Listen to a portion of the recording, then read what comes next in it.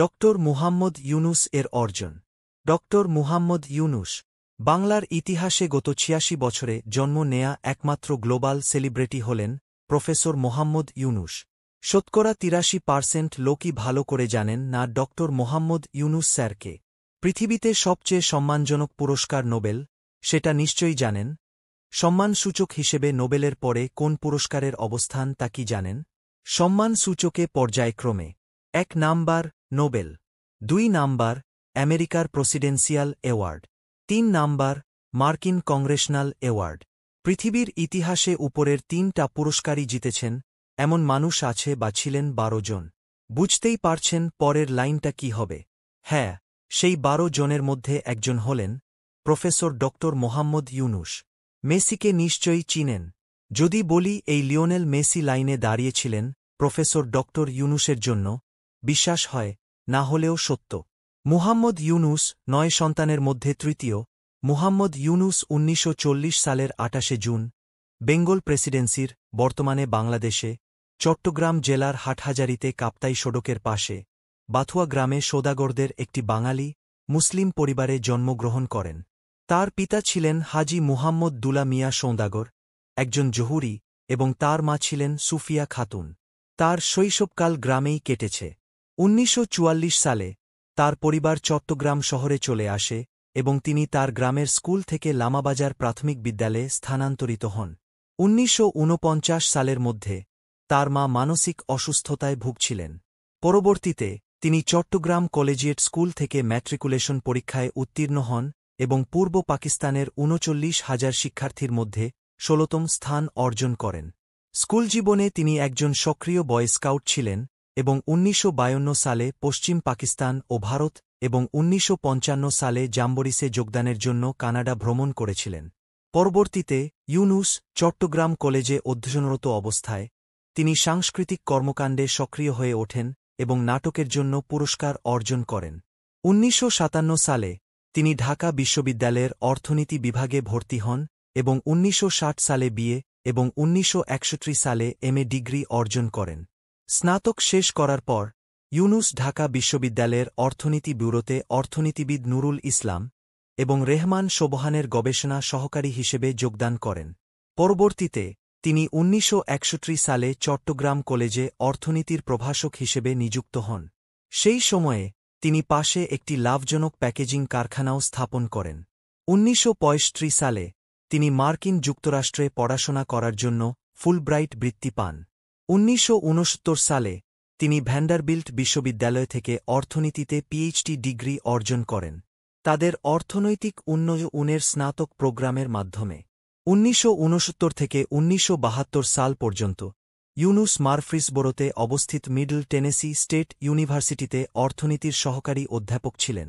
Olympic games পৃথিবীর সম্মানজনক প্রতিযোগিতার একটি, আর অলিম্পিকে সবচেয়ে সম্মানিত মেহমান হলেন মশাল বাহক।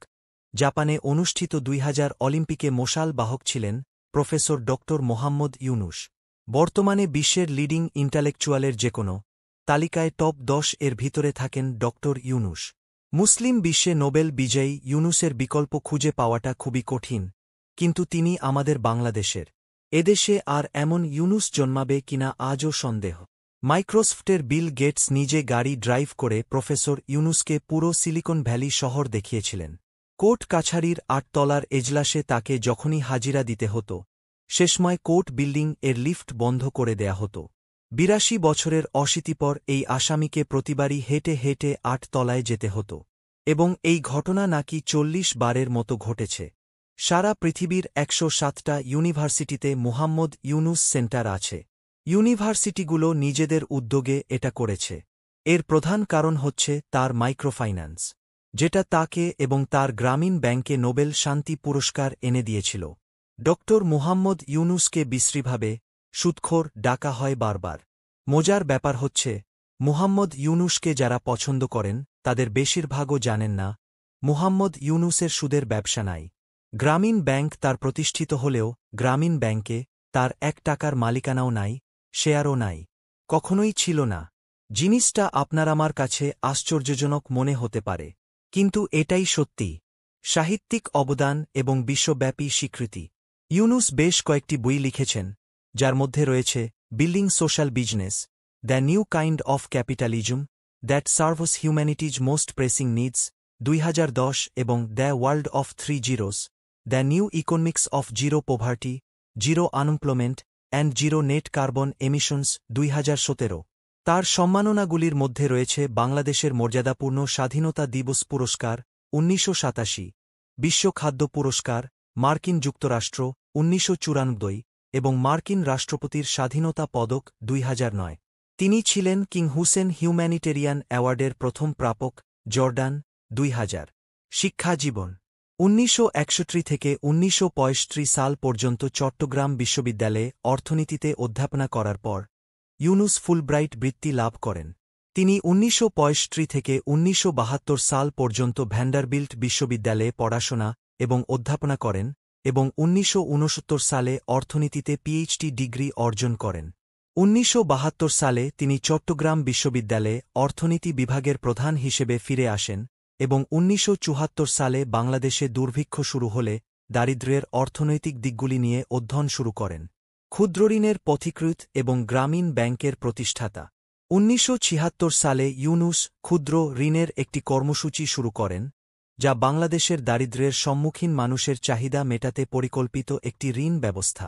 ঋণগ্রহীতা, যাদের ঋণ $25 এর সামান্য বেশি হতে পারে, তারা ঋণদানকারী গোষ্ঠীতে যোগদান করে। গ্রুপের সদস্যদের সহায়তা, সমকক্ষদের চাপ ছাড়াও ঋণগ্রহীতাদের তাদের ঋণ পরিশোধ করতে প্ররোচিত করে। বাংলাদেশ সরকার 1983 সালে গ্রামীণ ব্যাংক প্রকল্পকে একটি স্বাধীন ব্যাংকে পরিণত করে, যেখানে সরকারের একটি সংখ্যালঘু অংশীদারিত্ব ছিল। গ্রামীণ মডেল বিশ্বজুড়ে অন্যান্য ধরনের ক্ষুদ্রঋণকে উৎসাহিত করেছে। রাজনীতিতে প্রবেশ এবং গ্রামীণ ব্যাংক থেকে বরখাস্ত। 2007 সালের ফেব্রুয়ারিতে ইউনুস নাগরিক শক্তি নামে একটি রাজনৈতিক দল গঠন করে বাংলাদেশের রাজনৈতিক অঙ্গনে প্রবেশ করেন এবং আসন্ন নির্বাচনে প্রতিদ্বন্দ্বিতা করার ইচ্ছা প্রকাশ করেন। জরুরি অবস্থা এবং দেশের দুটি প্রধান দল, আওয়ামী লীগ এবং বাংলাদেশ জাতীয়তাবাদী দলের মধ্যে তীব্র দ্বন্দ্বের সময় তার এই ঘোষণা আসে। ইউনুস প্রতিশ্রুতি দিয়েছিলেন যে তার আন্দোলন সুশাসন পুনরুদ্ধার এবং দুর্নীতি দূরীকরণের চেষ্টা করবে। তবে 2007 সালের মে মাসে ইউনুস সমর্থনের অভাবের কারণ দেখিয়ে দলটি প্রতিষ্ঠার প্রচেষ্টা স্থগিত রাখেন। 2010 সালে ক্যাট ইন মাইক্রো ডেট নামক প্রামাণ্যচিত্রটি মুক্তি পাওয়ার পর ইউনুস এবং গ্রামীণ ব্যাংক তদন্তের মুখোমুখি হয়। ক্ষুদ্র জোনের সমালোচনা করার পাশাপাশি ছবিটিতে অভিযোগ করা হয়েছিল যে ইউনুস এবং ব্যাংক নরওয়ে কর্তৃক প্রদত্ত তহবিলের অপব্যবহার করেছে। যদিও পরে উভয়কেই নরওয়েজিয়ান কর্মকর্তারা ছাড়পত্র দিয়েছিলেন, বাংলাদেশ সরকার তদন্ত শুরু করে।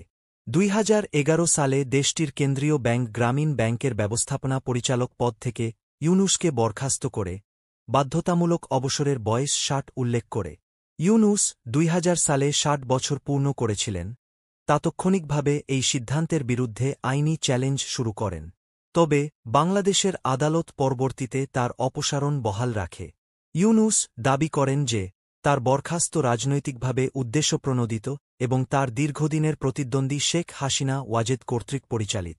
2024 সালের অন্তর্বর্তীকালীন সরকারের নেতৃত্ব পান ড. মুহাম্মদ ইউনুস। 2024 সালের জুলাই মাসে বাংলাদেশে ছাত্র বিক্ষোভ শুরু হয় সিভিল সার্ভিসের চাকরির জন্য নির্বাচনের মানদণ্ড পুনর্বিবেচনার দাবিতে। এই বিক্ষোভগুলি দ্রুত একটি বৃহত্তর সরকারবিরোধী আন্দোলনে রূপ নেয়, যার ফলে আগস্টের শুরুতে শেখ হাসিনা ওয়াজেদের পদত্যাগের দাবি ওঠে। 5 আগস্ট বাংলাদেশের সেনাপ্রধান ওয়াকারুজ্জামান নিশ্চিত করেন যে হাসিনা পদত্যাগ করেছেন এবং ঘোষণা করেন যে শীঘ্রই একটি অন্তর্বর্তীকালীন সরকার গঠন করা হবে। হাসিনা ভারত চলে যান, যেখানে তিনি অস্থায়ীভাবে অবস্থান করছেন বলে জানা গেছে। হাসিনার বিদায়ের পর প্রধান ছাত্রনেতা নাহিদ ইসলাম বাংলাদেশের সংসদ ভেঙে দেওয়ার এবং ইউনুসকে একটি অন্তর্বর্তীকালীন সরকারের নেতৃত্ব দেওয়ার দাবি জানান। রাষ্ট্রপতি মোহাম্মদ শাহাবুদ্দিন চুপ্পু 6 আগস্ট উভয় দাবিতেই রাজি হন। ইউনুস সেদিনের পরে এই নিয়োগ গ্রহণ করেন। ইউনুসকে চলমান জাতীয় সংকটের মধ্যে বাংলাদেশে শৃঙ্খলা ও স্থিতিশীলতা পুনরুদ্ধারের দায়িত্ব দেওয়া হয়, যা ব্যাপক সহিংসতা ও ভাঙচুরের দিকে ঠেলে দিয়েছে। আশা রাখা যায় যে এই অন্তর্বর্তীকালীন সরকারের মাধ্যমেই বাংলাদেশে শান্তির একটা ফয়সালা আসবে।